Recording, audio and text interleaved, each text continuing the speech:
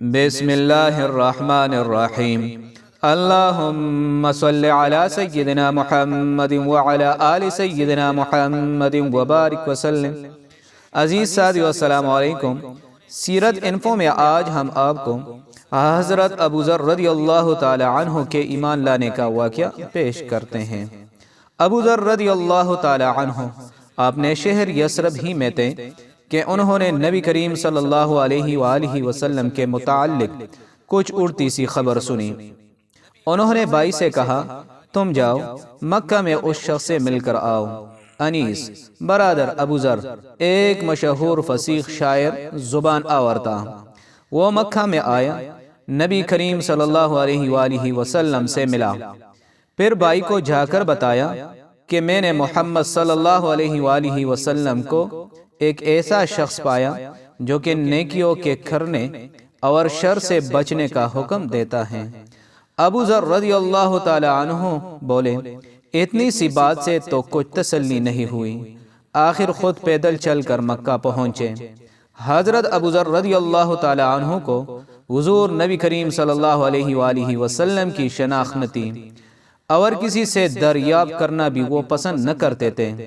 زمزم کا پانی پی کر کعبۃ اللہ ہی میں لیٹے رہے۔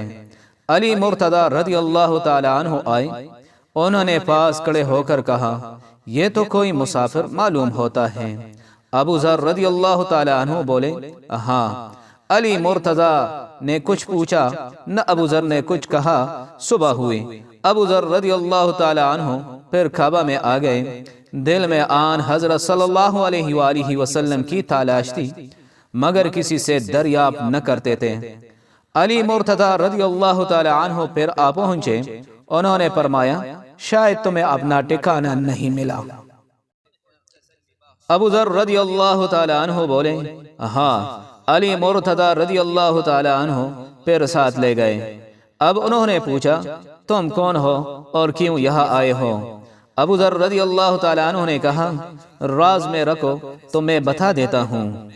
علی مرتضی رضی اللہ تعالی عنہ نے وعدہ کیا۔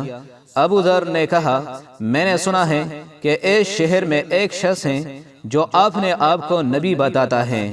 میں نے اپنے بھائی کو بھیجا تھا، وہ یہاں سے کچھ تسلی بخش بات لے کر نہ گیا، اس لیے خود آ گیا ہوں۔ علی رضی اللہ تعالی عنہ نے کہا کہ تم خوب آئے اور خوب ہوا کہ مجھ سے ملے۔ دیکھو میں انہی کی خدمت میں جا رہا ہوں، میرے ساتھ چلو۔ میں پہلے اندر جا کر دیکھوں گا، اگر اس وقت ملنا مناسب ہوا تو دیوار کے ساتھ لگ کر کھڑا ہو جاؤں گا، گویا جھوٹا درست کر رہا ہوں۔ الغرض ابو ذر رضی اللہ تعالی عنہ حضرت علی رضی اللہ تعالی عنہ کے ساتھ خدمت نبوی صلی اللہ علیہ وآلہ وسلم میں پہنچے اور عرض کیا، مجھے بتایا جائے کہ اسلام کیا ہے۔ حضور صلی اللہ علیہ وآلہ وسلم نے اسلام کی بابت بیان فرمایا اور ابو ذر رضی اللہ تعالی عنہ اسی وقت مسلمان ہو گئے۔ نبی کریم صلی اللہ علیہ وآلہ وسلم نے فرمایا، ابو ذر تم ابھی اس بات کو چھپائے رکھو اور اپنے وطن کو چلے جاؤ، جب تمہیں ہمارے ظہور کی خبر مل جائے تب آنا۔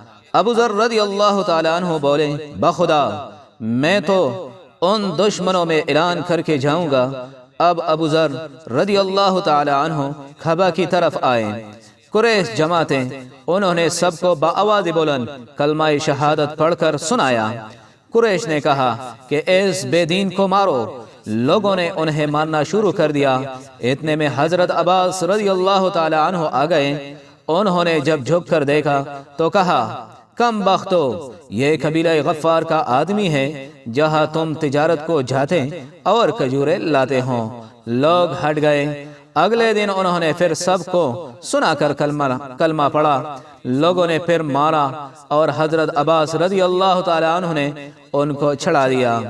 کچھ دن مکہ میں قیام کے بعد آن حضرت صلی اللہ علیہ وآلہ وسلم نے ان کو ان کے گھر واپس جانے کا حکم دیا اور فرمایا کہ میں عن قریب یثرب ہجرت کرنے والا ہوں، اس لیے بہتر یہ ہے کہ تم یہاں سے چلے جاؤ اور اپنی قوم کو جا کر اسلام کی تبلیغ کرو، شاید کہ خدا ان کو ہدایت دے اور اس کے صلہ میں تمہیں بھی اجر ملے۔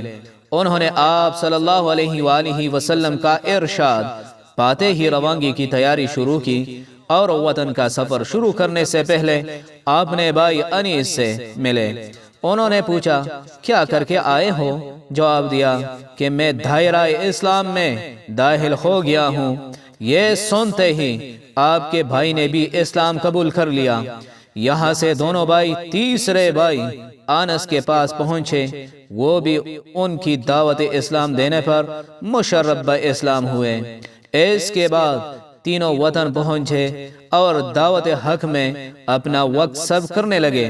اللہ تعالیٰ نے ان کو ہدایت دی اور سارا قبیلہ مسلمان ہو گیا۔